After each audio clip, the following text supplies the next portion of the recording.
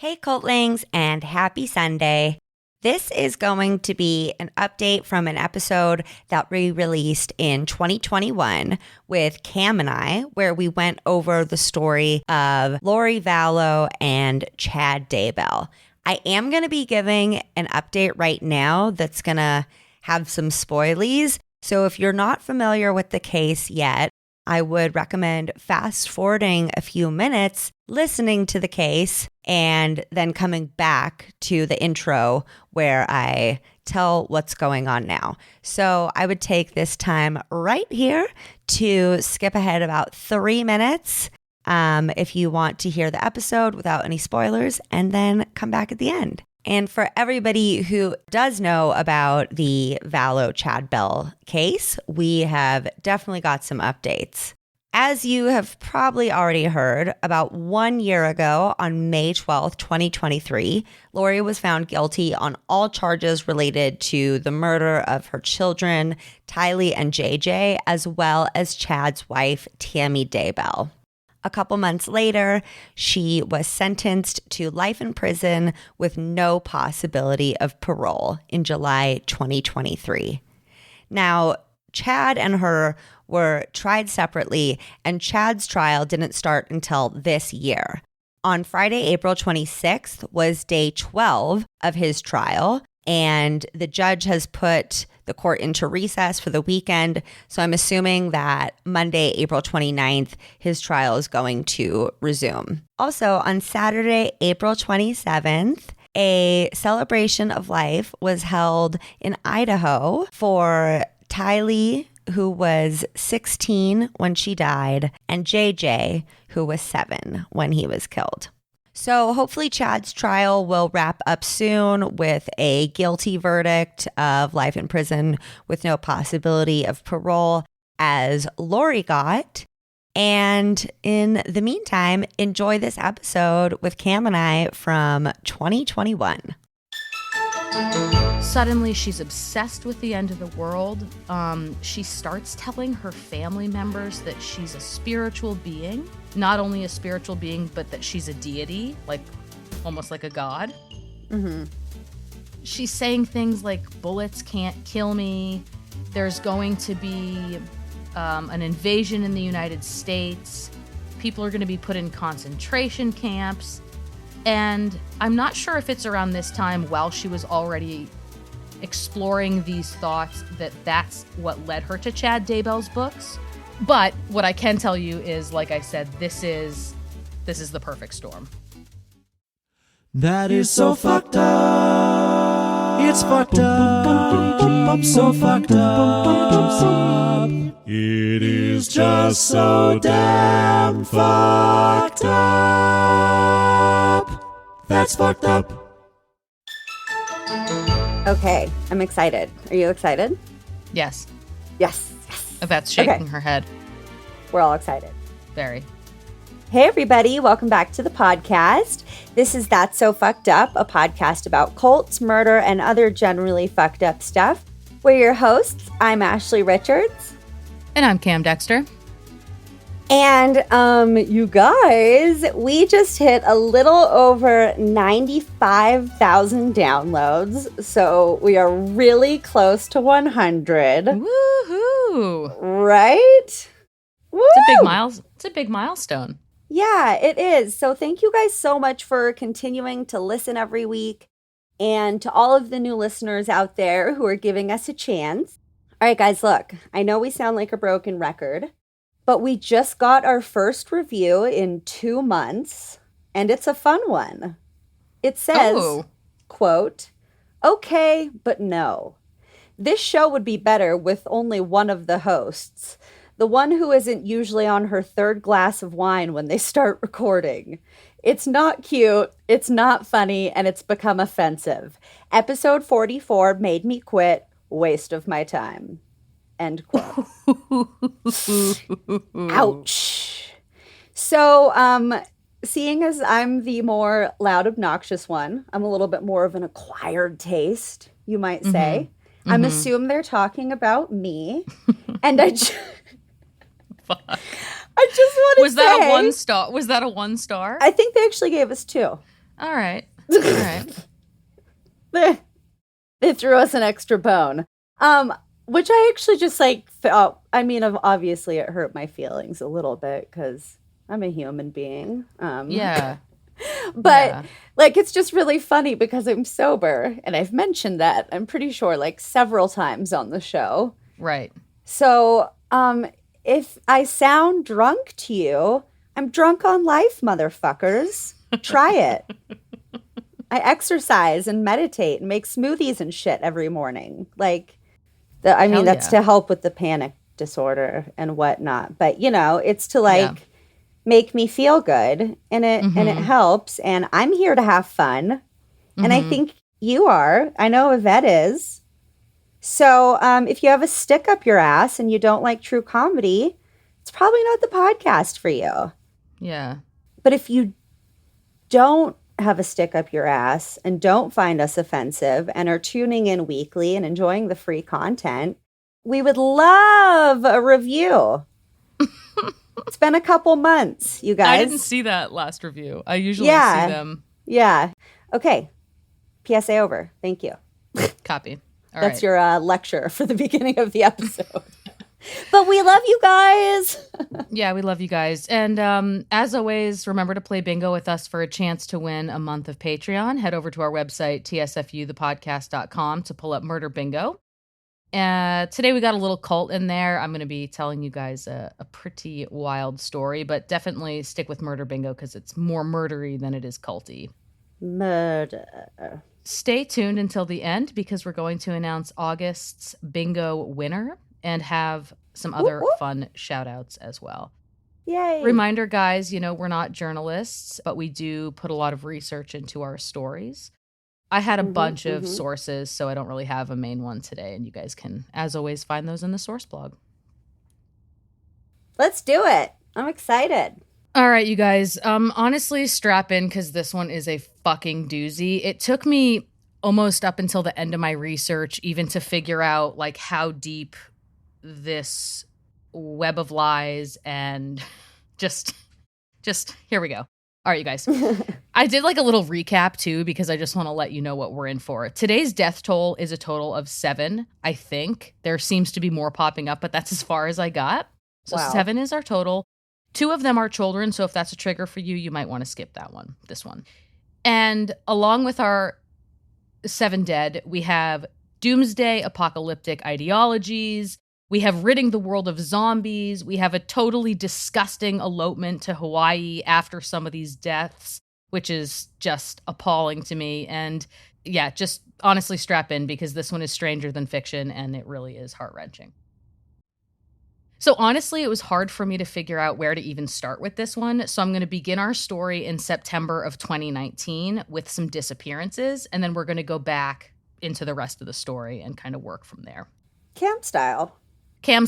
So in September of 2019, 2 minors go missing. Their names are Tylee Ryan, who was 16, and JJ Vallow, who was 7. And their mother, Lori Vallow, seemed pretty indifferent to where they were at the time of the disappearances. She gave conflicting stories, and those who supported Lori, and we'll talk about who was kind of in her court later, but they were supportive of her, convinced that the kids were safe somewhere. Those who were questioning of Lori and had been a little more privy to some of her psychological mindset at the time were terrified and convinced that something really wrong had happened. So you said Lori Vallow and JJ Vallow and Tylee Ryan. So were they like a blended family? Yes. Now, bear with me because the timeline for this whole stuff is fairly short, but the blended family tree is really, really big. So that's great. Let's talk about who they all were. Lori Vallow is Tylee Ryan's biological mother. And this becomes pretty difficult because Lori was actually married 5 times. And I'm going to go into, yeah. Oh, yeah. I'm going to go into specifically where they all fall into place. But for now, Lori Vallow is Tylee's biological mother, and she's JJ's adoptive mother. Can I just throw something out there? Yes. I've not even been proposed to one time. Like, how do some people get so many fucking spouses? It blows my mind. In her case, I think it's somewhere between psychopathic and manipulative. So we'll get into that. Well, I'm glad I don't have those traits then. Rock on. Oh yeah, she's a yeah, I don't even know what to say about her. But I'll say a lot later. And so she is at the center of this completely twisted like web of fucking lies and bullshit and apocalyptic fucking mind fuck of a fuck. Did I mention fuck? Fuck.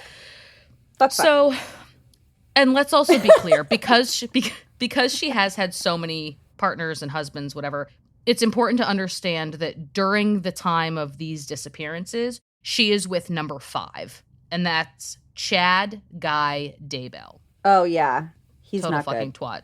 Yeah, he's a twat. He's a doomsday author of such ridiculous nonsense as, quote, living on the edge of heaven, chasing paradise, the celestial city, and on and on. And when you hear about the crimes that he's currently facing right now, I think that you guys will understand why I have not checked my judgments at the door, why I'm being sarcastic and a little bit harsh. You know, sometimes I try and keep that at bay, but like, honestly, the juxtaposition between those titles and what he did is, or what he's accused of doing, is barbaric. Okay. So now that we know are we clear on who Lori Vallow is? The 2 children who are missing? Yes. And her current husband? Yes. Okay. Let's go back and talk about let's go back through Lori's timeline. Lori Vallow was born June 26th, 1973 as Lori Noreen Cox.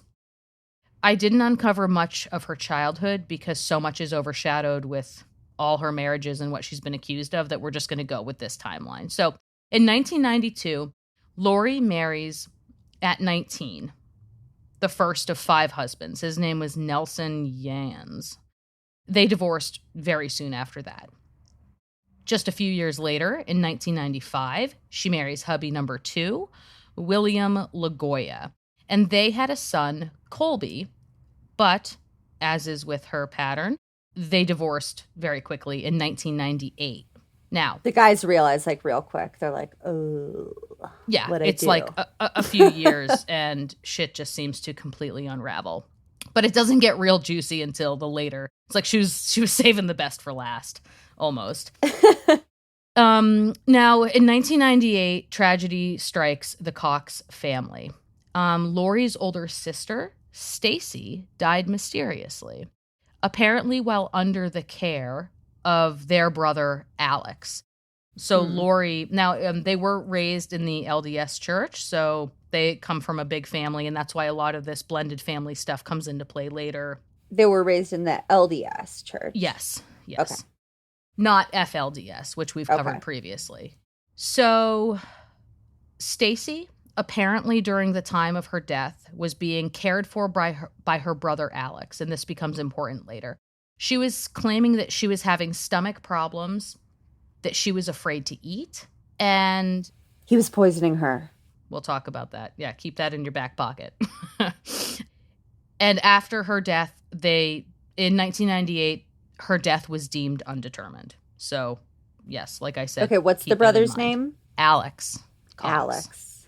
Remember that name. He's her right-hand kind of guy through all this. Okay. In not a good way. So we've got 2 psychos in the fam. Yeah, I would say that there's definitely something wrong with these people. So let's get back to the husband train, because we're not even close to done getting through this timeline. We're only on number 2. Yeah, we're only on number 2. So in 2001, again, not long. It's just like a few years. You know, it's like a few years, new hubby. Few years, new hubby. It's crazy. So in 2001, Lori marries Joseph Anthony Ryan Jr. He then adopts Colby, right? Apparently, he also converted to the Mormon religion because Lori was so very devout, right? He adopts Colby, Lori's son, from a previous marriage. Yes, remember. A lot of Colby, players. Oh, just we're not even there yet, sister. So hang on tight. That's why I said strap in. So he adopts if Colby, you'll remember, okay. yeah, if you'll remember, Colby is her son from her second marriage to William. Okay. Okay, so now we're on number 3. We've got another blended family, but we haven't even gotten to the big blend yet. This is just like the little mix up here. We're just stirring the pot a little bit. Yes.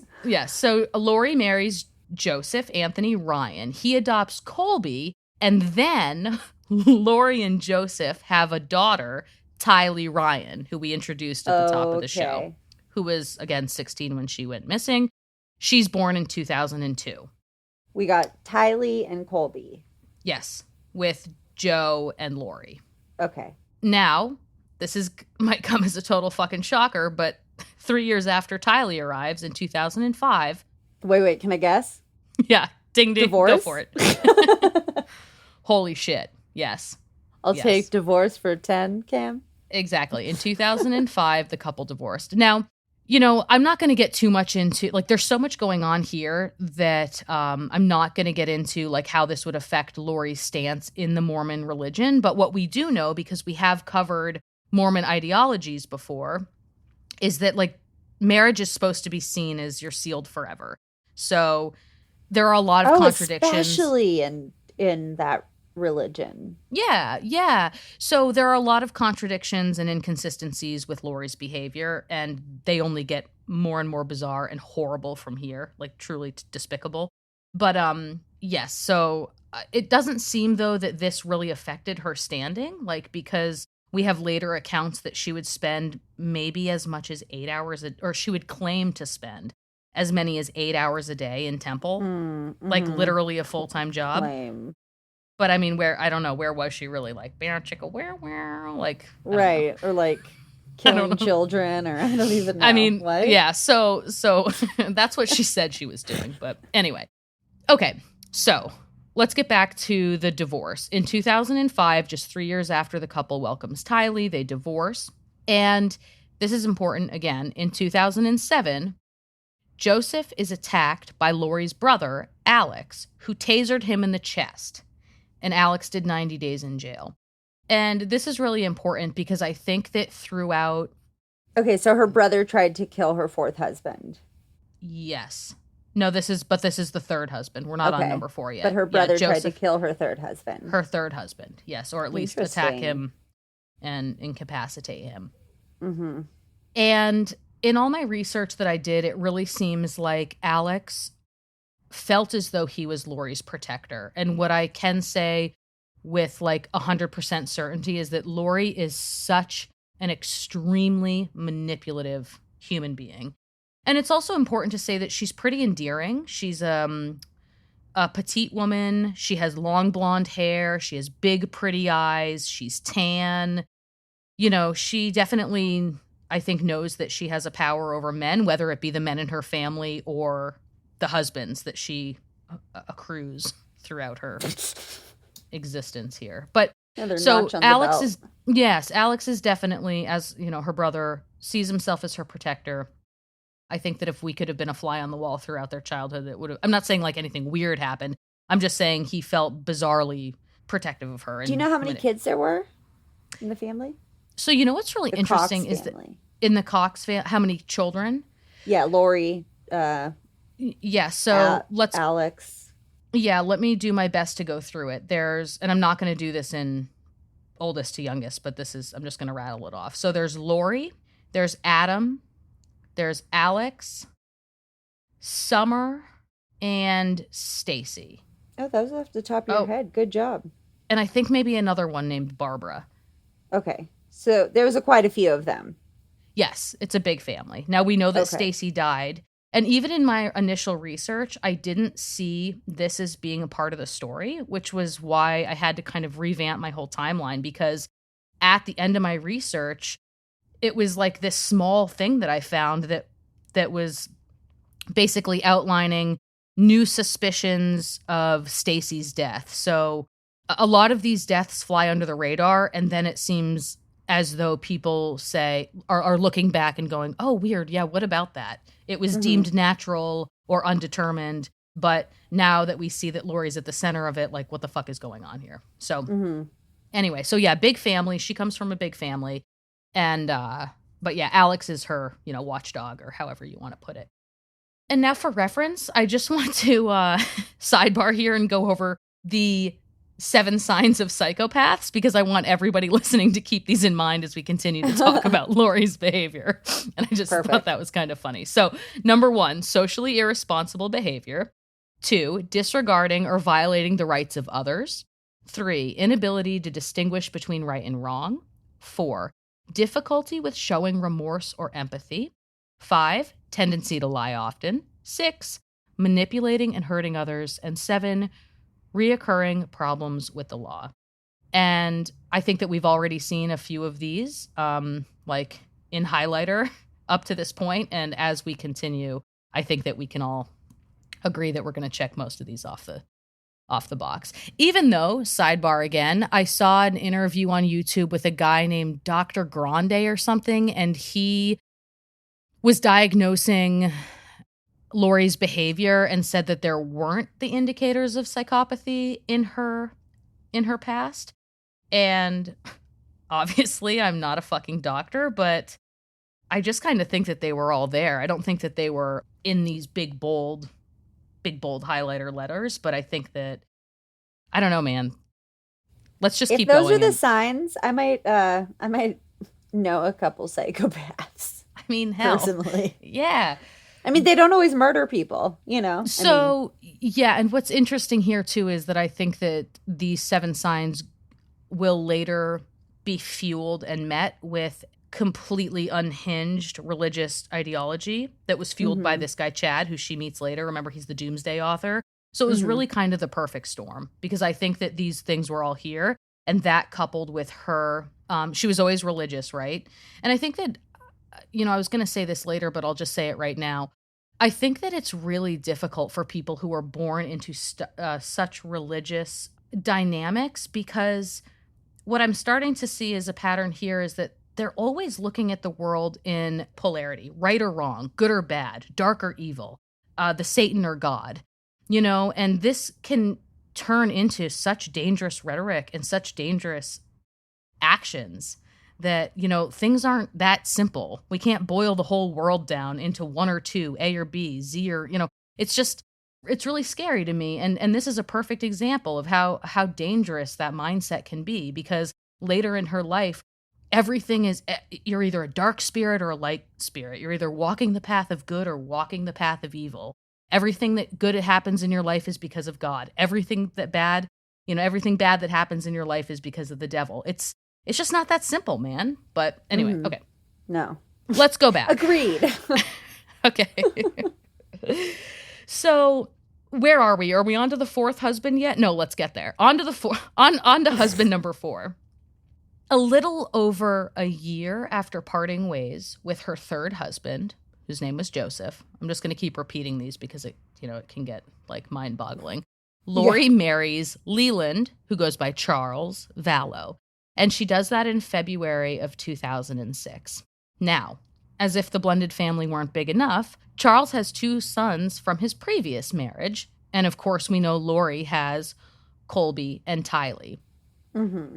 And for a while, they have this, blended family. It seems to me as though things are pretty quiet for almost 7 years, or a little over, I should say, 7 years. The family seems to live a happy life in Arizona. And then 7 years after the wedding, in 2014, to make things more interesting, Charles and Lori adopt JJ. Now, JJ is Charles's sister's grandson. What? Yeah, so Charles has a sister named Kay. Kay had a son who was unable to take care of JJ. Okay. Right? So Kay has a kid. I should know his name. I don't right now. There was just too much going on. Yeah. So Kay has a kid, and that kid's like, I had JJ and I can't take care of JJ. Yes. So gives JJ to mom. Says, my son is going to be better off with my mom. Now, Kay and her husband, Larry, seem like absolutely amazing people, but they were getting a little bit older. And JJ was born with special needs. He has a learning, not a learning disability, but JJ was born with autism. And Kay and Larry, wonderful people, worried that maybe they weren't going to be able to keep up with JJ, right? Mm-hmm. He's young. There's a lot going on. If anyone has any experience with folks who do have autism, it can be dynamic. So they worry that they're not going to be able to keep up with young JJ. And they're looking at Charles, Kay's like, well, my brother is over here with Lori. By all accounts, they're amazing parents. They already have this blended family. Things have been pretty quiet. There have been, as far as I can see, no big events, with the couple. So they look like perfect options. And Lori and Charles, I should say Charles is pretty successful. So they're financially stable. And to Kay and Larry, it's like, this is a great option. And Lori and Charles were more than happy to welcome JJ into their big, blended family. And man, this is heartbreaking, and not heartbreaking yet, but it's actually pretty sweet. Tylee absolutely had this amazing bond with JJ. You can see videos if you want to pull them up online. There's photographs. They just had this really special bond.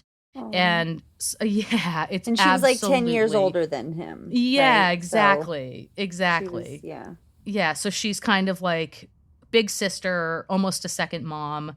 If you know anybody who does have autism, sometimes it's hard for them to connect. So, I have somebody in my extended family with autism, and, it's hard for them it can be hard for them to connect. They had this beautiful connection. It's really, really cute. Here's when things start to go off the rails. And I kind of wonder too, while I was doing my research, if I'm not trying to blame this on anybody, like the family got too big, but I do wonder if things that had been bubbling up in Lori's life, maybe with an added child in the house, sort of just started to come to the surface, because it wasn't that much longer. It's just 3 years later is when Lori's family and friends, in 2017, Lori's family and friends start to really notice a big change in Lori. Suddenly, she's obsessed with the end of the world.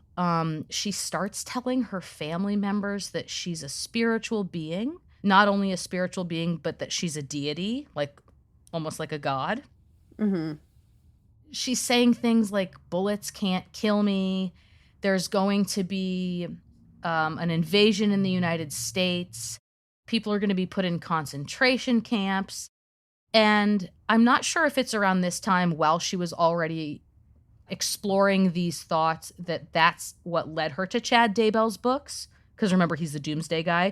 Mm-hmm. Or if she got introduced, it's a kind of impossible to know. Maybe one of her family members knows. But, I don't know whether... Exactly. So, but what I can tell you is, like I said, this is the perfect storm, right? This woman who's unstable, I think has lots of psychopathic tendencies. And now we're coupling it with Doomsday, end of the world. What are her psychopathic tendencies up until now, other than like marrying a bunch of different dudes? So I think socially irresponsible behavior, manipulating and hurting others. We haven't talked about it yet, but we will learn that right now there are reoccurring problems with the law because there's a child custody battle going on kind of behind the scenes with Joseph, husband number 3. They have this long custody battle where basically he's saying that she's hiding Tylee from him, and this becomes important later because this is not an isolated incident. He's been claiming he doesn't have access to his daughter. She's hiding him. She's not holding up her end of the bargain with, letting him have the agreed upon visitation dates. Yeah. So behind the scenes, there are these problems with the exes, and we'll talk about how this one gets resolved, but it's deadly. Okay. Yeah. So yeah, what else? Tendency to lie often, a difficulty showing remorse or empathy. I mean, I think that, he ended up suing her, which I found out.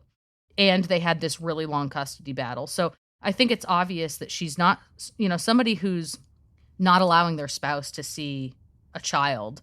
That's pretty fucked up, man. Yeah, that's fucked up. And if he's saying she's hiding her, I can't get in touch with her when I need, that's pretty serious. And the courts thought so too. And they had this horrible custody battle that was going on. And then basically in September of 2019, this is what Kay is saying, because Kay and Larry start to have limited access to JJ. And remember, he's their biological grandson. Although Lori did adopt him, he's their grandson and they loved him dearly. And they were experiencing the same things. Limited phones, couldn't FaceTime with him as much as normal. Just they started getting really scared and they had a right to be. But so we'll get to that. So I think there's some, I think that there are a lot of red flags here. You know? Yep. But Lori also was the type of person who, and this was validated by her son, her nephew, Zach Cox, who is her other brother, Adam's son. Okay. I know. It's so fucking crazy. I wish, if we did do a YouTube video, this is where I would just put a family tree up. Yeah. But so just it's her nephew. It's basically, so Lori's brother, Adam, not the crazy one, basically. That's Alex. Alex is the crazy one. Yes, Alex is the crazy one. Alex is with her the whole time and her accomplice, basically. But Adam has a son named Zach, and Zach actually lived with Lori for a while and confirmed that she was able to think, she would be saying these insane things like, a bullet can't kill me, I'm a deity. This is when she started saying that there were people who were taken over by dark spirits and had thus become zombies and needed to be it really got pretty crazy. But externally, she was able to uphold this almost perfect image, almost till the end. So she was one of these people who, that's why I would say it is a little bit psychopathic, because, or maybe sociopathic, I'm not sure. But, she seemed like she was okay. And inwardly, she had all these absolutely bizarre, heinous ideas rattling around her. Yeah, how did zombies get into the mix? So I'm pretty sure that's a Chad and Lori thing. So let's go back to the timeline. I've gone way off the rails here. But so 2017, and yeah, exactly. Zombies, I think that they were like a combination of Chad and Lori's, I don't know if it was like a shared psychosis or what the hell was going on. But Chad claimed that because of a near-death experience, he could, quote, see beyond the veil. And he gained kind of like a cult-like following. He self-published all these books. I named a couple of the titles previously, but he thought that he could see beyond this reality into other realms. He actually told Lori, they meet in 2018 at a Doomsday prep conference and instantly hit it off. Sparks are fucking flying. Wait, that's a thing? Oh yeah, he was the leader. Doomsday prep conferences? I forget the name of go to one. What the conference. No. These people. Let's go check that shit out, Cam. Man. It's bizarre. Yeah, so he would be the lead. He's the lead show. He's the main event, Chad. Okay. So he comes up and says his spiel. They meet afterwards. She's very attractive. She knows she is. And, it's off to the races for these two. But they're both married at this point. Lori is married to Charles and obviously has her big blended family. And Chad is married to a woman named Tammy, and they have 5 kids. And Chad lives up in Rexburg, Idaho, which will come into play later. And Lori's still down in Arizona at this point. Okay. And we should talk about Lori's best friend, Melanie Gibb, because she becomes a big player later, talking about some of the crazy shit that went down. Because at this point, her and Lori are best friends. They talk about religious stuff all the time. They talk about the end of the world. They both kind of have they both regard Chad in like this really amazing way. They think he's a little, kind of like a guru and somebody who can see into the future. They start a podcast. I found this out later too. They start a podcast called Feel the Fire. Did you check it out? Oh yeah. We can play a little clip actually. Good stuff. No, they are just like gobbling on Chad's fucking nuts, dude. They're just like, oh, tell me about your near-death experience. Like, like fondle your balls while you do it. Oh yeah, they're like, and did you have a close connection to him? We'll just play a clip right here, and you guys will hear what we're talking about. Okay, perfect. A near-death experience I had, in which I was about 23 years old, and I was down in San Diego, California, and I went out on a rocky ledge and was hit by a huge wave that knocked me down, and it actually knocked me out of my body. And I found myself standing talking to my grandpa, who had died many years before. And what he did was show me some scenes of future events. And I've never really said it publicly, I guess, but part of those scenes showed me talking in the future with the Savior and also my children, talking with him, and that he's the real living being, that he will come again. And I hope we can live the way we should, that those visions I was shown can happen. So, what do you remember your feelings being like with him? Like being shown that, like you were like his friend, you were like talking with him, you were working with him? Yeah, it wasn't a situation where we were like bowing down to him. He essentially treated us as friends. He's certainly still above us in every way, but we were serving him, and so he looked at us as helping spread the gospel through the world. And the visions I had were after there was major tribulations in the world, and so it was a time of rejuvenation. We talk about a New Jerusalem.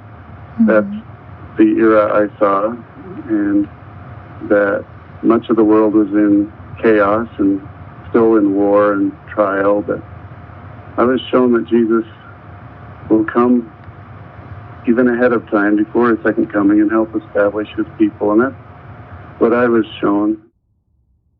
It's so interesting to hear him talk like that, because he's talking about how people need to live a certain way so that like the second coming can play out. They can be a part of it. Yeah, but his actions in the next year include, murdering people. Wait, are you telling me this cult-like figure is a hypocrite? Right. Is that what you're telling me, Cam? Exactly. What? That's exactly. It's right. We've never seen that before, have we? No, that's all new. I'm shocked. What? So, yeah, there's our clip from Chad. It's ridiculous. These are the things they believe. That just sounds like he sucks. Melanie, yeah, he does. He's ridiculous. And Melanie and Lori are literally hanging off every word he says. They completely buy this stuff. I bet Melanie's like super jealous that Chad liked Lori better. What do you think? There's a really long interview that I found with Melanie, and she finally talks about, it took a long time, I think, for her to come out to the media. And she seemed so meek and kind of a little traumatized, and just like her whole world had came crashing down when she realized how these two were living. And that's really when I started to think about how traumatizing it was for her, because she was one of these people who grew up in a very religious setting and did view the world as light and dark. And she just seemed so blindsided by this whole thing, where there were so many warning signs. You know, she was close to Lori while a lot of this shit was going down. And, you know, I don't want to use the word brainwashed, but you would have to be pretty out of touch not to be like, hey, where's your kid at? Mm-hmm. Where's your 17-year-old daughter? What happened to your 6-year-old or 7-year-old? 7? Yeah. Where are your kids? You know? And eventually she did get there, but it is like having that cult like blanket over your head where it took her a long time. And in the interview, you can still see her struggling to kind of come to grips with that. It sounds like a good place to take a break. Yvette's showing me the card. All right, Yvette showed us the card. We'll be right back. Bring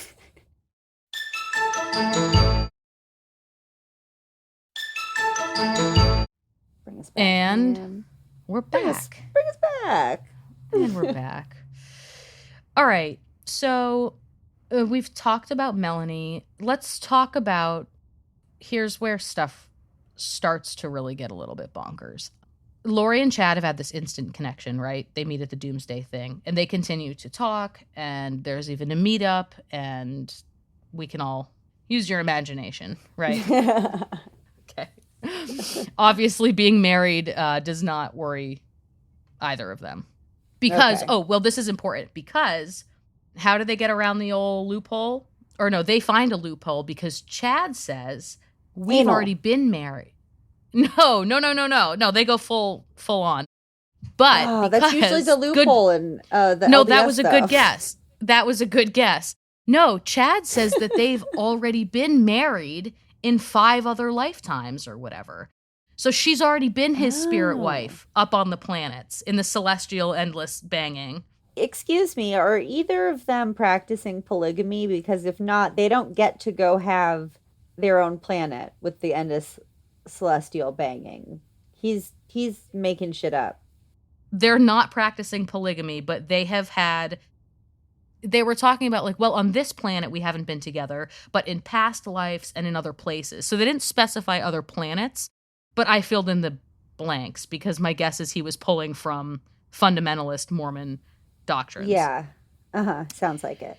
So, but she was his spirit Beezy. His many times over. Yes, many times over already.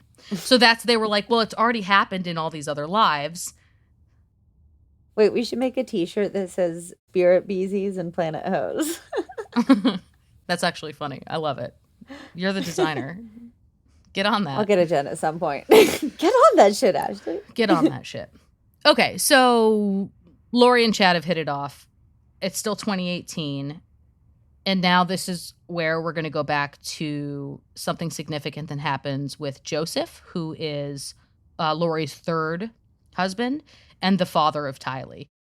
Okay. Remember I mentioned that there was this custody battle going on with them. It had been like 12 years up until this point. Joseph has a heart attack. A quote, heart attack. And this will not be the first time that the coroner deems something either undetermined or as a natural cause that is linked to a heart attack. But what did you say, Ashley, at the beginning? Poison for 10. Yeah. So, and again, there is not evidence to this day of that, but once I keep going through the body count, like, there just aren't coincidences that are this big. So, husband number 3, he's dead. Which ends that custody battle. He was also suing her. So all that is suddenly eradicated. That's convenient. Very convenient for her. Yeah. See, we're connecting the dots here now. Very, very convenient. All right, now honestly, guys, like, put your fucking seatbelts on because 2019 is when shit just blows the fuck up.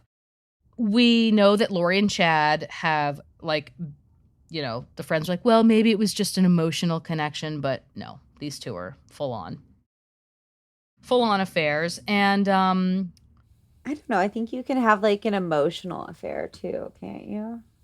Oh, I mean, they were doing it all. You're like, you can, but they weren't. They weren't. Right. Exactly. Exactly.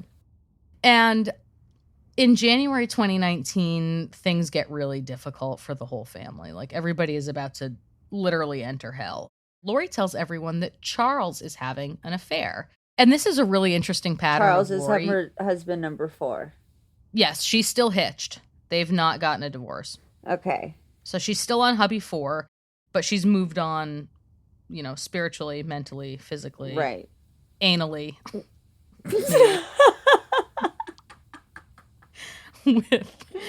Definitely. She's gone. She's on that roller coaster. She's saying to the whole family that Charles is the one having the affair. And this is a really interesting thing with Lori, is that all the things that she does and all the drama she creates, she's so manipulative. And I don't know if she actually believes what she's saying, but she says that that's what's happening to her. So Right. Yeah. the custody battle, she's always a victim. The custody battle is something that's being done to her, even though she was not producing the child. You know, her evil husband was doing this. Now this next husband is the one having the she's getting affair. cheated on.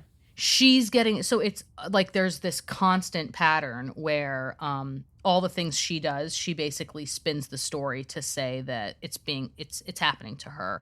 And this works on a lot of people. It's really actually super sad, especially when I saw some of the interviews with Zach Cox, who was Lori's nephew, because he heard her say a lot of this stuff while kind of looking at Charles and thinking, he seems kind of normal to me, and Lori's saying some crazy shit. And this is in January 2019, so let's actually talk about some of the specific things that Lori is saying at this time. She thinks that her husband has been taken over by a dark spirit named Ned Snyder. I'm sorry, named what? Named, I think it was Ned Snyder. I also heard another name, Nick something. I mean, Nick Snyder, Ned Snyder. Anyway, somebody, a Mr. N. Bill Snyder. Bill Simpkins. Yeah. An evil spirit named. And as far as I can tell, this name has no significance. Maybe I bet if I dug deeper down the Reddit hole, I could find. But no, Ned Snyder, who's a demon. It sounds very nefarious. It's a nefarious name. Yeah, Ned Snyder Terrifying. is a fucking demon. Hi-de-lee-ho, You better watch neighborino.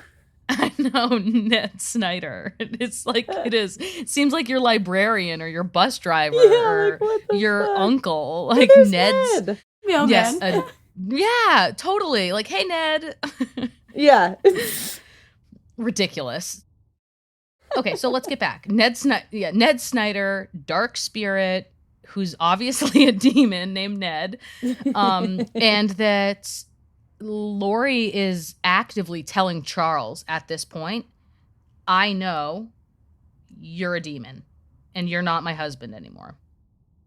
Oh. So that's a little scary. She's also telling friends, like Melanie hears her refer to her kids, Tylee and JJ, as zombies. And if you remember Colby, I think he's kind of out of the picture at this point. I'm not sure how old he was, but he's like off. He's old. He's older now, right? Lucky Colby. Seriously, he did talk about just, ugh. Anyway. Yeah, the older kids are kind of out of the picture at this point. Charles's boys are his priority. They're with Charles, but of course that leaves Tylee and JJ under the care of Lori. Zach, who is living with Lori at this time, these are some of the things that she told him. She never has to eat again because she's a deity. She never has to go to the bathroom again because she's a deity. Oh, and here's a direct quote from Zach. Quote, this is her talking. If you watch an R-rated movie or say a bad word, there's always an evil spirit screaming in your face, encouraging it. Yeah, she claimed that she could like see these other spirits, or that Chad helped her see these evil spirits that were, could control you to do bad things. So if you swear or if you watch an R-rated movie, that's because The devil made me do it. The devil did it. The Yeah. devil made you do it. Yeah. And Obviously. Zach is thinking, holy shit. He also describes he wanted to go to Charles and say, hey man, like Aunt Lori is really saying some whacked shit. But he didn't know, it seems to me, because they're all so, like, your beliefs are your beliefs and their beliefs are sacred, that they didn't want to stir the pot. Like, they're like, well, that's what she believes. She's not hurting anybody that they knew of at this point. But what are we at? What's the death count at? 2 so If far? she's allowed to believe her kids are zombies if she wants, that's her prerogative. Right. Yeah, and this is when Zach says she's been at temple 8 hours a day. Like, what the hell? So she says. So she says. This is when she's perpetuating the fact that Charles has been cheating on her, right? But she's gone at temple for 8 hours a day. And actually, Zach says that a lot of the duties of taking care of Tylee and JJ fell on him because she was at the temple for so long. So The LDS temple. yeah, but like where 8 hours a day. No, well, that's what she's saying. Right. Like that she's right. at the LDS temple. Okay. So, and She's probably at the Daybell temple. yeah, she's at the Daybell temple, exactly. Worshiping That's right. She's at the temple of Daybell. And I think it's really sad because, again, Lori is so manipulative that, according to Zach, like, her whole side of the family, or a decent part of it, totally believed her. And then there's like Kay and Larry on Charles's side, along with some other family members who are really concerned about her behavior, going, that doesn't seem like Charles. And Lori is the one who's saying all this bizarre shit. But Lori is so manipulative that there aren't enough people right now, I think, questioning what she's saying in her circle, right? And Zach even talked about one of his biggest regrets was not standing up for Charles, because let's talk about this event.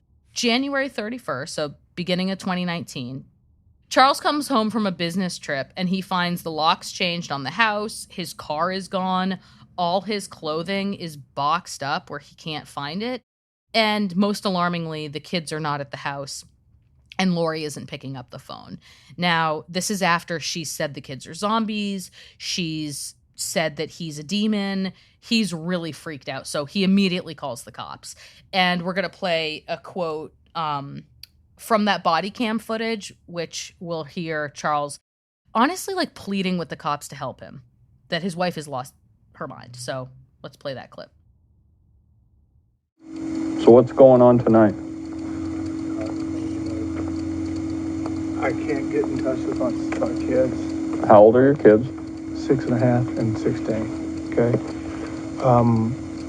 How long have you been trying? 2 days. Okay. But she's lost her mind. I don't know how else to say it. We're LDS. She thinks she's a resurrected being and a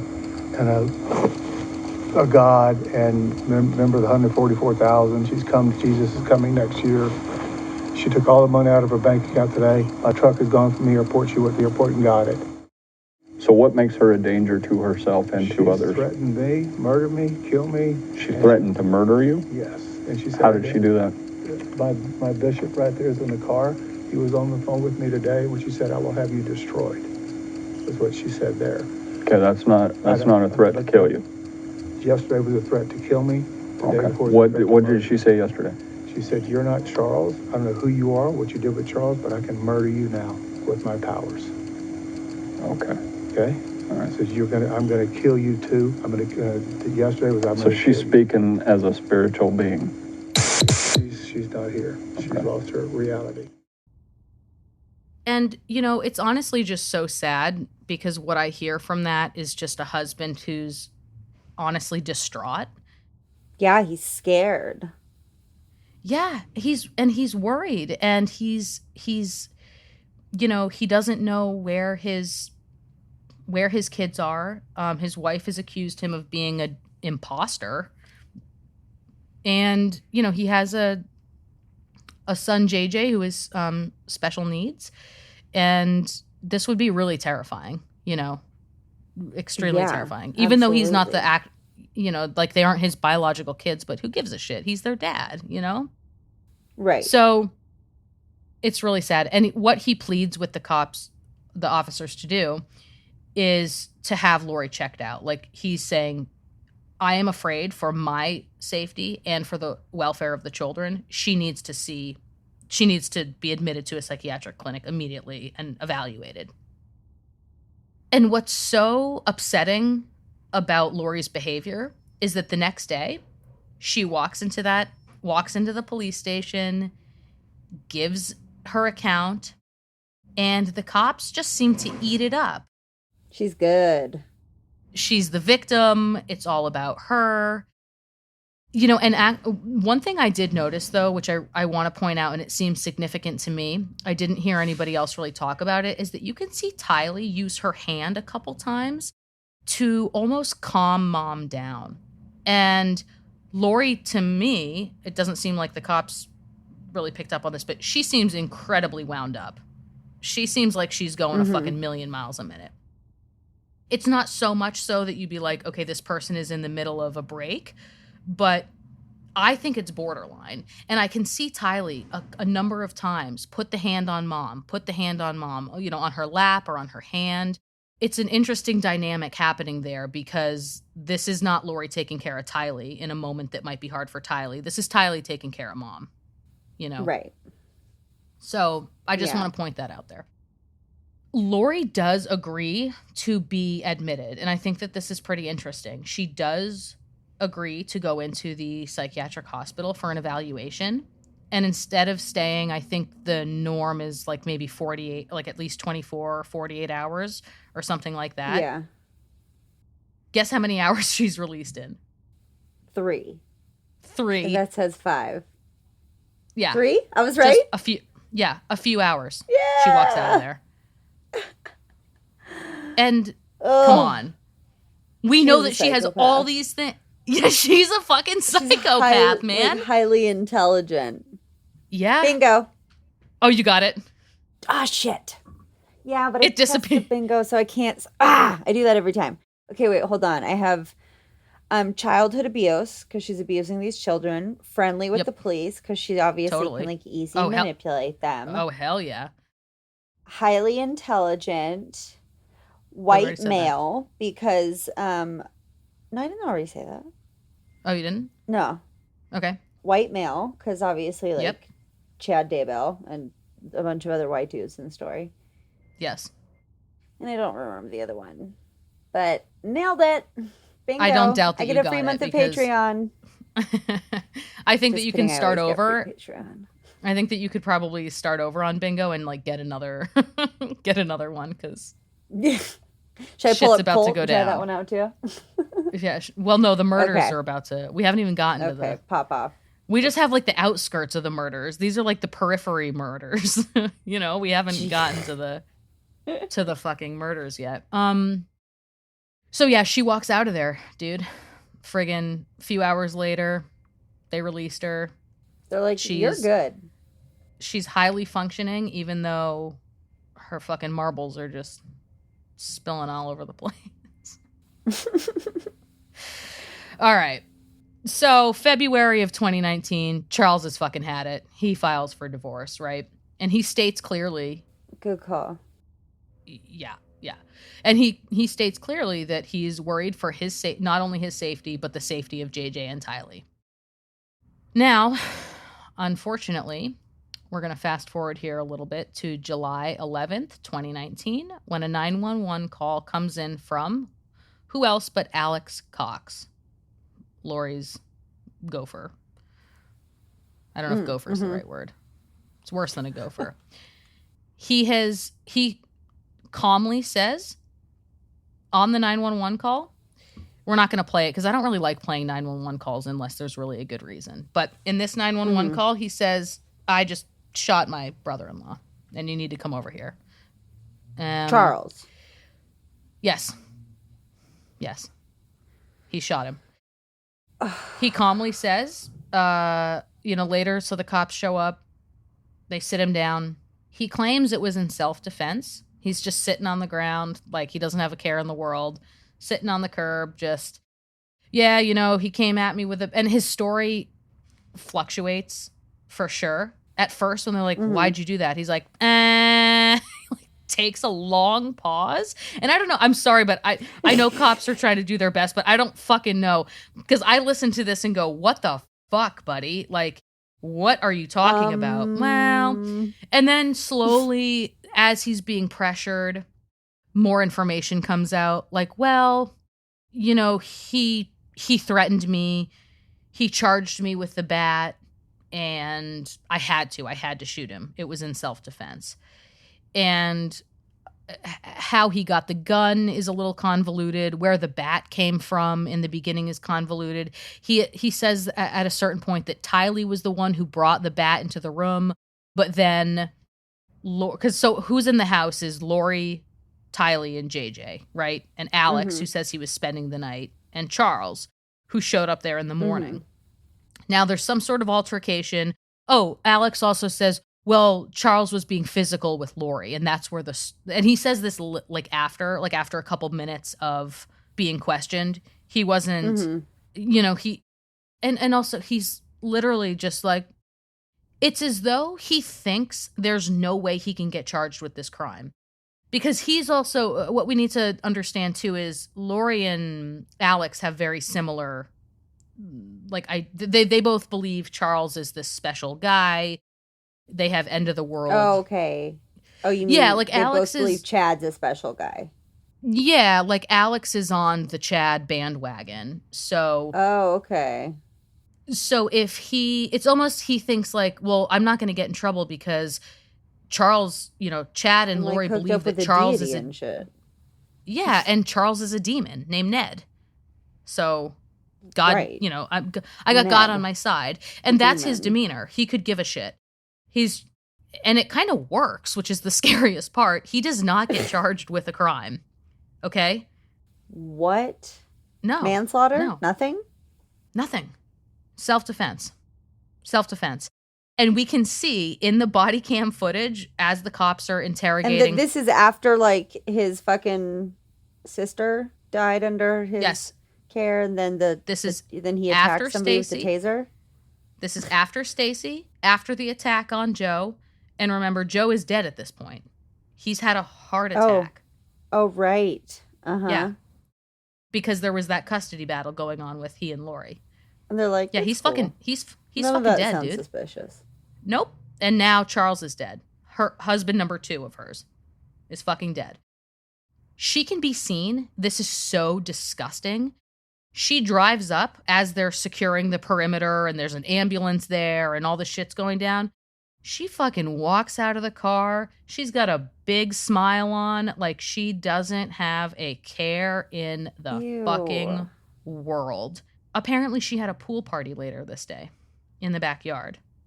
According to neighbors. Now, that's speculative hearsay or whatever. Not confirmed. Yeah. After her husband just got shot, she was smiling? Yes. Now, I guess it's estranged because remember, he's filed for a divorce. She was hemming and hawing over signing the paperwork, whatever. But. Right. Yeah. Anyway, we all know what happened. This was not self-defense, right? Yeah. All right. We all know what's going on here. We all know what's going on. Now, and the other thing is that Lori doesn't tell. Remember, Charles has 2 sons from a previous marriage? Mm-hmm. She doesn't tell them that their dad has been murdered, until 36 hours later, and she texted them the information. Oh, my. Hey, your dad's dead. Have a good one. My brother shot him. Yeah. I don't know what that text message read. I wish I could get my hands on it. At the end of David Parker Ray's fucking thing, he's like, all right, have a nice day. Yep. She's like, your dad's dead. Have a good day. More than a day later. I would be so fucking bullshit You And- would be and- so and- bullshit. What if those allegations are true? She had a fucking pool party before I mean, it's so, she was so clearly elated during this time, you know, Right. and you can watch the video. She literally looks like she's headed for a picnic. She's like on the side of the road smiling. She's like, yeah, that's my estranged husband. I mean, I don't understand why there wasn't a bigger investigation into this. Like, why weren't they seeing that as more suspicious? Yeah, we still have lots of shit to go, lots of shit to cover. And this is where she really goes off the rails because, get this, Charles had a $1 million life insurance policy. Oh. Yeah, Another convenience. that's a lot of cheddar. But, you know, in Couldn't these get the past, money. Dollar she didn't bill, get that y'all. money. She did not get that fucking money. Good. He was so, he was terrified for his safety and well-being, so switched his life insurance policy to his sister Kay, JJ's grandma. Hell yeah. Yay. Yep. But, you know, like, at first when I was writing this, I was like, okay, silver linings, she doesn't get the money. But then when you look at everything that's about to happen, I think this almost made her go more insane. She's already thinking that the kids are zombies, and now she can be heard saying, well, how am I going to pay for the kids? Or what am I going to do? I spent 15 years of my life with Charles and I'm left with nothing. You know, how am I supposed to care for my children? So while How am I supposed to care for these zombies? Exactly. So it almost, I think, maybe fueled her psychosis. Mm-hmm. I don't know. Just throwing it out there. Yeah, I mean, that could make sense. Now that Charles is out of the way, this frees Lori. Remember, her and Chad are not living in the same area, right? He's up in Idaho with the wife and 5 kids in Rexburg, Idaho. She's down in Arizona. Charles is out of the way. So what do Alex, Lori, Tylee, and JJ do? Move to Idaho. Hell yeah, they do. Like, really pretty quick. I think a month or two after her husband has been shot and murdered. They're fucking. I mean, what took so long, though? Footloose actually? and fancy free. Yeah, I know, bitch. God. It's like, if you only knew what's coming, I don't even want to make fun of what's next because it's so sad. But, like, there's a lot. So, fucking A. We're never making fun, you guys, you know. I know. Especially not with what's about to happen. And again, like, if child murders is something that really is a trigger for you, just skip the end of this one. Commercial break. That's a perfect time for it. And we'll see you. We'll be right back.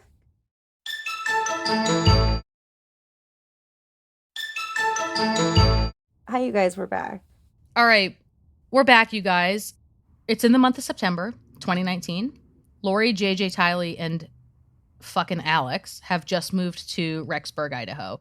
The kids and their mom get an apartment, and then Alex gets an apartment, and this is important. That's why I'm telling you this. Gets an apartment in the same apartment complex. So they're all very close, which if you look okay. Okay. Never mind. Gotcha. Wherever she goes, Alex goes. all the time, every time, without falter. Yeah. So now we are at September 8th. The 4 of them, Alex, Tylee, Lori, and JJ, take a trip to Yellowstone National Park. And this is the last time that anybody saw Tylee alive. And there's a photo of her, and this is like every photo I've seen of her, most of them at least. She is just clutching JJ in this big hug. They are so cute. He's grabbing onto her and kind of looking at the camera, and they're just adorable. And Alex is kind of in the background, and I just can't help but like wonder. A weird creeper. Yeah, well, I just can't help but wonder, what's he thinking about knowing what's to come? You know? Watching these 2 kids, he really believes that they're fucking zombies. I mean, it's just, they are so precious. And the fact that JJ also has autism just makes it, I don't know, for me, all the more heartbreaking. Like, there's an innocence there with somebody who is. Yeah. You know what I mean? An even more defenseless child. Yeah, he's 7, for fuck's sake. Just fuck these fucking people. Okay, so that's September 8th. You can see the photo if anyone wants to of the last photo known of Tylee and JJ. September 9th, now this is really important. Investigators, this happens actually later, but I'm laying out the timeline now in chronological order for simplicity's sake, I guess. September 9th. Investigators are later able to track Alex's cell phone to Chad's Idaho property, where he spends 2.5 hours. So they know because of Alex's cell phone GPS that on this day, for whatever reason, he spends 2.5 hours on Chad's property. And Chad has like a big property in Idaho. There's a lot of land. Not only do we know now that Alex was at Chad's property, but Chad texts his wife, Tammy. Remember, Chad is still married. Chad texts Tammy something incredibly bizarre, and this is a direct quote. I spotted a big raccoon along the fence. I hurried and got my gun, and he was still walking along. I got close enough that one shot did the trick. He is now in our pet cemetery. What? Totally. So I'm wondering if he's covering the tracks because there were like fresh burying marks, maybe like something had been freshly buried on the property, and if the wife heard a gunshot, or if she heard a gunshot, and I mean the idea that potentially somebody is dying and being referred to as a big raccoon is like just so fucking disgusting. And like let's go back to some of the titles of his books, right? Living on the Edge of Heaven, Chasing Paradise, you know. Here we go. Cuz things get worse. September 22nd, right? 2019, not long after Tylee's disappeared, JJ also disappears. Lori told her bestie, Melanie Gibb, that JJ was, quote, being a zombie, and Alex had to take him away. He was being a zombie? Her 7-year-old son was being a zombie. He was like, she walked into the room and he was like eating somebody's brains, or like, what does being a zombie entail? So this is crazy because Melanie was actually staying with Lori and JJ during this last weekend when he was, or I don't know if it was a weekend, but these last few days when he was seen alive. And she had been at the house and had actually asked about Tylee. And Lori's response was, oh, Tylee's in college, and just left it at that. So Melanie thought that was pretty weird, but remember, Melanie is kind of still under the woo-woo veil of Chad and Lori. Mm-hmm. She asks about Tylee. Lori very flippantly is like, oh no, she's off at college, she's fine. And then Melanie is at the house that night, so she hears, and she says that over the few days when she was staying there that Lori was kind of trying to justify something. Melanie didn't know what, but now we know. And she kept periodically being like, doesn't that behavior seem weird? Isn't he kind of acting like a zombie? And Melanie was going, in the back of her mind, I don't know what the fuck you're talking about. He seems like a 7-year-old kid. Yeah. Right. No. And so in the interview, Melanie can be seen, she's kind of recalling all these moments where Lori was almost already trying to justify a future event, right? Mm-hmm. Which calling your kid a zombie doesn't, obviously, if you're in your right mind, doesn't justify anything. But to her, that was some justification. Like, oh, he's being a zombie. And Alex had to, quote, take him away. JJ's never seen alive. Where? We know, to Chad's backyard, because the next day, September 23rd, 2019, Alex Cox's phone shows up again in Chad Daybell's backyard. This time it was only for 17 minutes, so we can't be sure. Only Alex knows, and Chad probably, and maybe Lori if she was there, I'm not sure, but, only a few people know what happened, and actually not all of them are alive anymore, and we'll get to that in a second. All right, everybody still strapped in? Yeah, I'm with you. Fast forward, less than a month after this, and remember, Chad has a wife, Tammy. She dies in her sleep of, quote, mysterious causes. The coroner deems it natural. The family actually wouldn't let them do an autopsy. Her body was later exhumed once everybody started putting the fucking pieces together, but how you could not immediately question what the fuck, how you could not start. I don't know what's the death count at. I don't know what we're at right now. Are we at 6? I don't even. The kids are missing. 6. Stacy. Something. So around Stacy, 6. Lori's Stacey, sister, the kids, then her husband, Charles. Yeah, 2, Joseph and Charles. Stacy. Yeah. The 2 kids are missing, 5. And now Tammy, that's 6. We're at literally 6. Okay. And no, everybody's like, yeah, nothing smells weird here. How many mysterious deaths need to happen in order for it to, like, click for these people? Like, you know? It took a while. It took a fucking minute. They're like, let's bury her. It's natural. And they did. It wasn't until later when her body was exhumed that, you know, they were starting to ask questions. It's unreal. And then they found the poison. Well, we'll get to that. Man, did I go down a rabbit hole with that. We don't have time to get too into it, but we can talk a little bit about it. So the other thing that's really interesting is that, remember, Kay and Larry are still, we don't know where the kids are. They're still missing at this point, right? And no bodies have been found. We don't know where the kids are. Kay and Larry are remember JJ's grandma, they're so worried. So they are actually able to, I think, hack into Charles's Amazon. And it seems as though Lori was ordering stuff with his account. And one thing that they were able to find was a couple of wedding rings that were purchased 17 days before Tammy died. Oh. So if that doesn't show a clear motive, like, guess who's behind the murder? Lori and Chad. The plot thickens. I'll give you one guess. So. And they almost always first assume that it was the husband. So I guess that doesn't go the opposite way. Like, or like, you know, in Tammy and Chad's case, they like always assume it's the husband. Well, obviously he's involved. I mean, because he and Lori are having a romantic relationship, and we know that Alex seems to carry out all of Lori's wishes. So, however that... I'm just surprised that, like, the cops weren't more suspicious of Chad. Totally. No, totally. Or anyone. It's insane. And in this same month, in October, the footage, I don't know the exact date that the footage surfaces, but it's really upsetting. You can see a person who very obviously looks like Chad. Like, Chad's kind of a big guy with wide shoulders. And somebody else who looks like Alex. And another person who looks like fucking Lori. They're bringing multiple things into this storage unit. And later when it's just, I don't understand this. I mean, you've got to be literally out of your mind.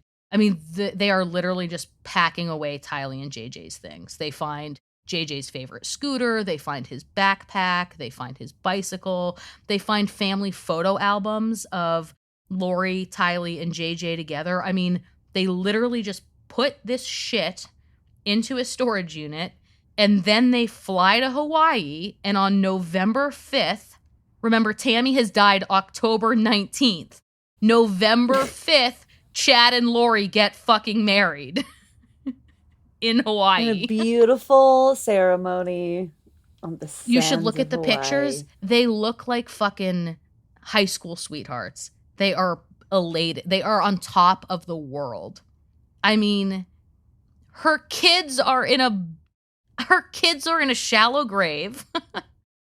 His wife's just been murdered. 2 of her husbands are dead. She's like, woo! And You then can't Alex make is this just up. like creepily standing in the background of the wedding God photos. knows where he is. Although, in about a month, he'll die too. So we'll get to that. Oh, shit. Well, obviously, I mean, he probably knew too much, right? Can't be having anybody knowing too much. It's like, this is stranger than fiction. You could not fucking make this up. If I tried to tell you that this was going to be a book or a movie, you'd be like, no, that sounds completely... It's too out there, Cam. No bad romance Stop novel is this. Yeah, it's insane. So, yeah, you guys, you can look at the pictures. They're on top of the moon. They both have like those layers on. They're dressed in white. They do look great. I mean, objectively, they look like They look a great. happy, healthy, like super in love couple, which makes it all the more bizarre that this trail of death is behind them. They think they've got fucking God on their side. They're fucking headed to the pearly gates. Doomsday is coming. They got a ticket straight to the fucking motherland or They got whatever. nothing to worry about. Hell no. Well, It also begs the question, if you think the world is going to end, why would you even need to eliminate all these people? If they were zombies, the point of the second coming or the apocalypse is that there will be a judgment day and all that shit gets taken care of by the big boy upstairs. Mm-hmm. So it doesn't even really make sense, Isn't that what it's all? I mean, I need to try and point reason, the fucking laser of reason at this fucking mess of fucking ridiculous fucking bullshit. It makes me so angry. Just pull up a picture of Tylee and JJ and you'll your heart will melt. Look at these kids, man. Ugh. All right, I'm gonna pull up a picture. Oh, you are? Okay. And then pull up the photo of Chad and fucking Lori on the beach of Hawaii. It'll make your blood boil. And if it doesn't out there's something fucking wrong with you. Oh, yeah, they do look really sweet. Oh, yeah, they are. What are you seeing here? Gorgeous ceremony. Well, first describe, describe They're Tylee on and the JJ, beach. and then describe the kids first. Oh, well, Tylee and JJ, just like Cam said, they just look really super cute, just all huggy and very close. And then in the wedding pictures, Lori looks, well, they're both in kind of white beach cash linen type of whatever, Right, and they have matching lays on, and he's Ugh. playing a fucking ukulele to her. Ugh. Who's taking these Yuck. pictures? Yeah. Isn't Yeah. it beautiful? Isn't Gorgeous. it glorious? All right. So obviously there's a lot of shit that happens at this point. Chad and Lori are in Hawaii. Nobody knows where the kids are.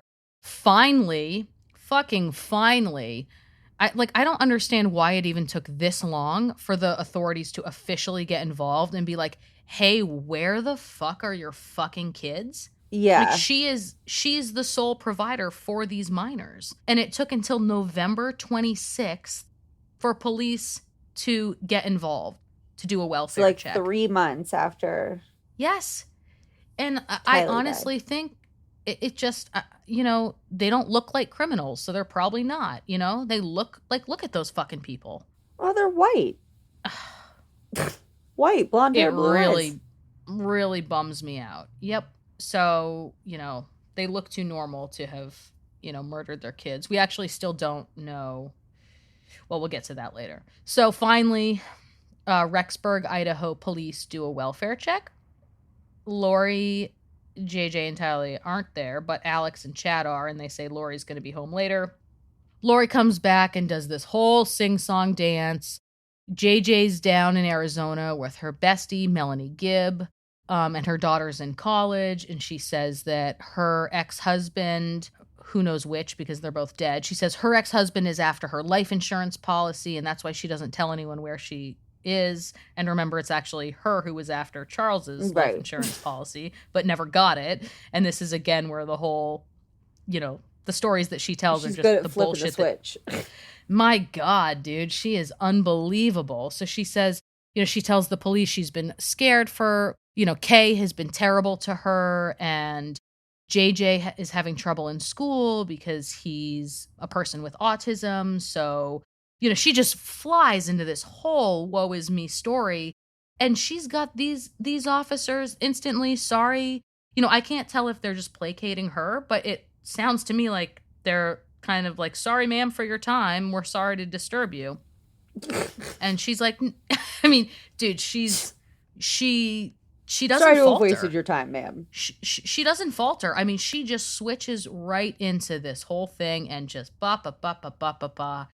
They leave, sorry, But what they do, thank God somebody did their fucking job, was call Melanie Gibb and be like, hey, do you have JJ? Because nobody can find him for a long time. That's a solid question to ask. And finally, this is when she realizes her friend has gone too far, because Lori had texted her being like, hey, if the cops call you, tell them you have JJ and tell them that you guys were at a movie seeing Frozen 2, and can you go snap a photo of like a random kid and send it to them and tell them it's JJ. And finally, I mean, like, she's obviously completely in the friggin' deep end on this one. Totally off a rocker. Yeah. Whatever you want to say. And finally, Melanie, and also Melanie, this would be hard. Nobody wants to believe that their best friend has murdered their own children, right? So it took a long time for Melanie to get here. But at this point, she's going, okay, I don't know that Tylee's in college. I haven't confirmed that. I don't know where JJ is. And now not with me. He's definitely not with me. And Lori is telling me to lie to the cops. So finally, that causes a shift in her and she starts working with the police. Thank God. We're not quite done yet, everybody, because in December of 2019, Alex Cox is found dead. There's a 911 call and he's throwing up, and apparently blood clots caused a heart attack or something like that, but it just seems a lot of heart attacks happening. lot of mysterious deaths, right? I think that's one. So wait, we've got Stacy, we've got Joseph. Well, just the mysterious ones. Like how many? I think poisonings. I think, and 3 again, we can't poisonings? confirm this. Tammy. Yeah, up until this point, we've got Stacy, Joseph, Tammy, and now Alex, right? All poisoning? Yes. Or all of dying of these, whatever you want to call it. Undetermined, natural causes, heart attack, whatever. Mm-hmm. He's dead. And in February 2020, there's a lot we could get into, lots of family drama. She refuses to talk, but finally she has a due date. Basically, the cops basically say, okay, you have to present your kids. Where are they? Show us that they're okay, or there's going to be consequences. Obviously, she doesn't do that. She doesn't talk. So finally, in February of 2020, how many months is that? 6 months since the kids have been missing? September is the last time either of these kids. September, October, November, December, January, February. Yeah. Unbelievable. February 2020, this motherfucker is finally arrested. And you know what, you guys? Before we wrap things up, we're going to take one more quick commercial break because Cam thought this was going to be a short one, but remember when I said that? Yeah, Cam was like, yeah, you guys, I got a short one tomorrow. So we're going to take one more break. And then we're going to more shit. It's like, don't just watch the like 20-minute Dateline thing and think you've got it. Like, which I never do. Just listen to this episode. Yeah, I hadn't gotten to Reddit yet, which is like, you can find a lot of good shit on Reddit. And I hadn't gotten to the YouTube interviews yet. You can find so many good interviews with family members. Anyway, I'm giving away all the secrets. Let's just cut to the fucking commercial break. All right, we'll be back.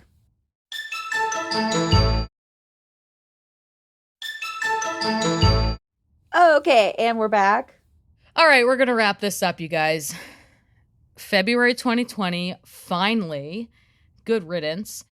And it takes authorities a little while to get their shit together, but in June 9th on 2020, Chad Daybell's property is finally searched. They basically, after a long thing, are able to link where they found Alex's thing, and they're able to get the search warrant because remember, Alex's phone has been tracked there. And it's difficult. Alex is dead, so they don't have him. They can't bring him into custody and ask him questions. How convenient for Lori, right? He's fucking dead. Right, just eliminate anybody who might have answers to questions and you're good. Yeah. Yeah, and I don't know if it's the kind of thing where she went and murdered him, had Chad murder him, or because of this whole... Remember, they still think the Doomsday is coming. I don't know the exact date, but, I think that Alex could have even been so elite... What's the word? you know, like I think he could have drank the Kool-Aid. If Lori just wanted him eliminated because he knew too much, yeah, I think he could have been so allegiant or whatever to them that they just said, hey, you know, take the green pill, and kill yourself. He did. Yeah. Oh, I mean, yeah. I think that could be an Maybe. option. He's completely, you know, we know that behind the scenes, Chad was seen as kind of this, you know, I couldn't find a name for the group. I tried and tried. As far as I know, they didn't call themselves anything. But this was definitely a scenario where even if it was just a few, Lori, Alex, Melanie, you know, some of their significant others, which we didn't even have time to get into, all really believed that Chad, you know, was the dude, the fucking dude with the info. It was a cult. So, right. Yeah, totally. So I think that either or could have happened. Either they offed him because he knew too much, or they just made the phone call, like, take the fucking pill or whatever and kill yourself. And he did. Anyway, June 9th, 2020, finally, some justice comes to this case because they find the remains of 2 children on Chad's property. And the remains of Tylee are, like, really horrible. Wait, where are his kids? His 5 kids? Oh, his 5 kids are standing behind him to this day. So today is actually a really significant day on the date of this recording. This whole thing was actually kind of a coincidence in and of itself because I didn't know what I was going to talk about this week. And then this story popped into my mind. And like shit is literally going down today. And today marks the 2nd anniversary. It's September 8th today. So it's been 2 years. 8th. Yes, September 8th. And that was the last time that Tylee was ever seen alive. And also today, what's happening is the judge in Idaho right now is determining whether Lori is fit to stand trial. Because up until this point, she has not been, her doctors are like, she's psychiatrically evaluated? Yes. So today is the determination of whether Lori can stand trial. Oh, which is pretty fucking crazy. Should I Google it? Do you think they know yet? The YouTube, I saw something with the judge where they set the thing for 1:30. I mean, we could probably like live stream it right now if we wanted to see. Here, let's finish up because I'm almost done. Well, okay, I literally don't have much more to say. Okay. They confirm that the remains are that of JJ and Tylee. Tylee's remains, they have not released yet how the kids were murdered, what the cause of death is. But Tylee's remains were like really badly. It sounded to me like the cop was saying that they had been burned really horribly. And they found JJ wrapped in trash bags. So, yeah. Just fuck these fucking people. Ugh. And let's talk about this other thing that recently happened. You can look this up. 48 hours. The 5 kids, you asked about Chad's children. He had 5. All 5 kids just came out like in a unified statement saying this was all Lori. Their dad got roped into all this shit. He didn't kill the kids. And they claimed that one of the reasons is that so Chad's book sales weren't exactly paying the fucking bills, right? So he kind of like moonlighted or I guess it would be the opposite. His day job was a grave digger. And the evidence sorry guys, this is so insane. They're saying that their dad would have never dug as shallow a grave as what they found JJ and Tylee in, and that's supposed to be evidence that I know we have to laugh because it's so disturbing and pathetic. Our dad would never have dug that shallow of a grave. That shitty of a grave. They're like he's a much better grave digger than that. Okay, wait. Okay, you guys, kids, hold wake on. the fuck up. I'm sorry. Like your dad. Wait, Ashley's looking something up. KSL 102.7 News Radio. Yeah, that's ridiculous. Yeah. They said 17 minutes ago. The headline says Lori Vallow remains unfit for trial. Chad Daybell's jury trial to be rescheduled. That's what 17 minutes ago the news from this radio station is. I know. It kind of feels like we were meant to tell this story because I didn't like all these coincidences ended I up. found another one. Yeah, talk to us. Tell me what's she's happening. still not competent for trial. Okay. But he's going to stand. He faces the death penalty. Initially, they were only charged with tampering with evidence, which is, I don't even fucking know, because the evidence was human remains. It's like, it's not evidence. It's the remains of children. Anyway, so he faces the death penalty, and she could but then the charges, of course, were like, I don't know, whatever, reconfigured or whatever the fuck. So then they both get charged with murder. He's facing the death penalty right now, and she could also face the death penalty if she's fit for trial. And I have to wonder, I mean, we've seen how manipulative this fucking woman is. You think she's just playing her cards right? Because if, I learned this yesterday, if she is deemed unfit for trial, she will never have to stand trial for her crimes. She will just get life in a psychiatric. I swear to God. I fucking swear to God. That's what I heard. You know what, though? Life in a psychiatric ward, I think, honestly, would maybe be worse than life in prison. Like, they have not improved the standards that much over the years. I think that if there's a will, there's a way, that this woman will figure out how to get the best circumstance. You should listen to her little voice on the calls with Chad. Hi, honey. I love you. Are you okay? I mean, maybe she's completely out of her mind, but she just, ugh. I don't know. I believe karma will make its way somehow. Okay. Calm me down, Yvette, because I look like look how red my face is. My air conditioning is off. Your face is red. I'm like exploding over here, so my blood pressure is through the roof. I need to take a couple deep breaths. It drives me when crazy. I started to Google, is Lori Vallow fit for trial? Yeah. Like the first thing that came up on Google was, is Lori Vallow a real story? I mean, seriously. Like, people are like, that's not true. That shit didn't happen. Right? Yep. We are here to tell you guys that never be amazed at how evil people can be. There's no end. So that's that, man. And that's where it is up until 17 minutes ago. That's some up to the date minute shit. I think our timing is going to be just right. And I truly hope that, because this day is significant, September 8th, I realized was the date that we're recording this and the last time Tylee has been seen. I truly hope that, I don't know if I believe in the word, like, let's get justice for them. Like, I don't know if that's what I mean by that, but I do hope that, I don't know, Chad chokes to death on something. Yeah, I mean, I hope like justice knocks her teeth out, and I hope she gets really ugly, and I don't know, I sound so petty. I hope they just both suffer in prison or the mental institution for the rest of their lives.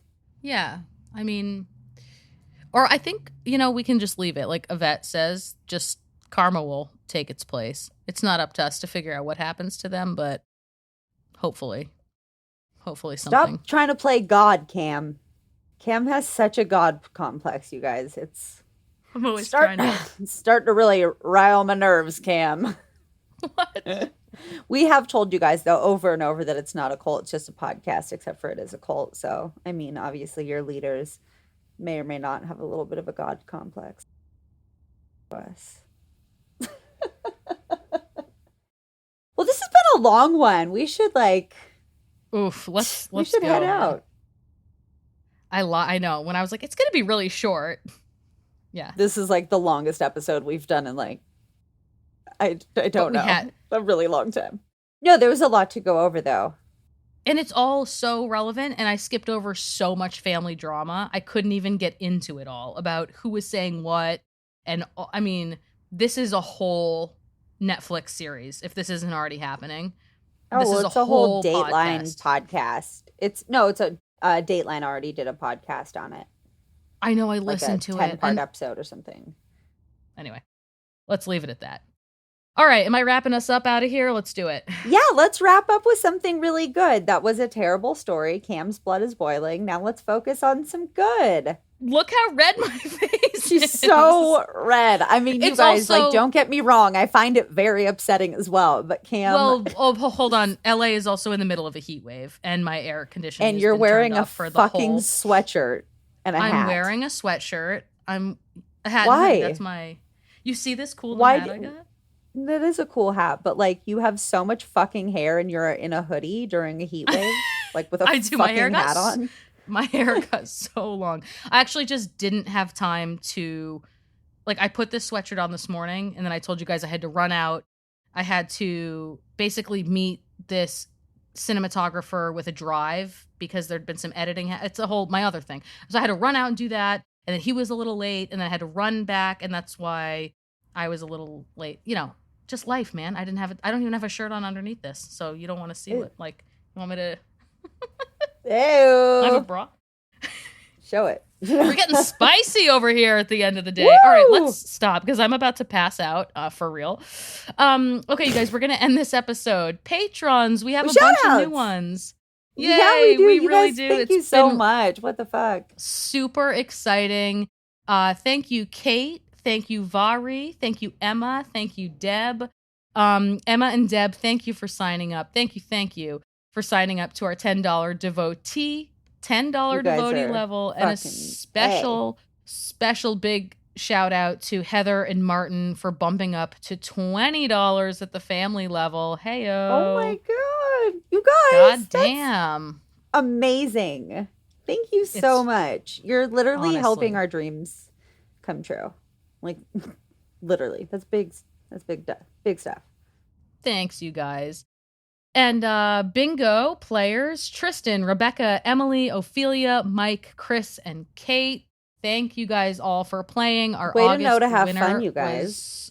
Yeah. Our August winner was Tristan. So congratulations, Tristan. You've just won a free month of Patreon.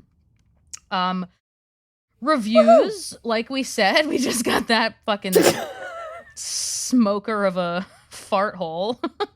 That was literally the first review Damn, in 2 dude. months, you guys. The last time anybody sorry, left a review Ashley. was when we said that we would like give them a free year of Patreon. You guys, like, fuck, please. Don't worry. You know what? I'm next on my episode, knees I'll get a little. fondling your balls. Next Like- episode, I'll get a little fucking tipsy, and we see what we'll see what happens. You see what? No, you'll probably just like be hilarious and sound normal. They'll still say Ashley sounded drunk somehow. It'll still fucking go back in my face somehow. God damn it! All right, well, you guys, we appreciate our patrons. We appreciate folks who are playing bingo with us. Thank y'all. And For those who are gonna leave us a nice review, yeah. thank you. That'd be cool. A couple nice reviews, always nice and good. Makes us feel good. Yeah, we wouldn't mind. But you know, cool. if Patreon isn't your jam, and maybe you've already left us a review, remember, guys, like giving us a shout out on social media or throwing up a recommendation to 2 of your friends. That really, really helps us as well. So there's a lot of grassroots Barf stuff it all that you over can do. them. Yeah, that's free. That really, truly does help our little show out. Thanks, guys. Thank you. And please keep sending your listener sods in. We didn't get any in August. We have gotten a couple in September, which obviously September just started. So September patrons and anybody else, don't worry, you'll be getting your shout out next month. But keep sending those in, you guys. And if you would like to find links to our sweet new merch, our sources, social media, bingo, Patreon, blah, blah, blah, you can find it on our website, tsfthepodcast.com. We gotta go. Remember, it's not a cult, it's just a podcast. Oh man, I don't even know what to say about this one.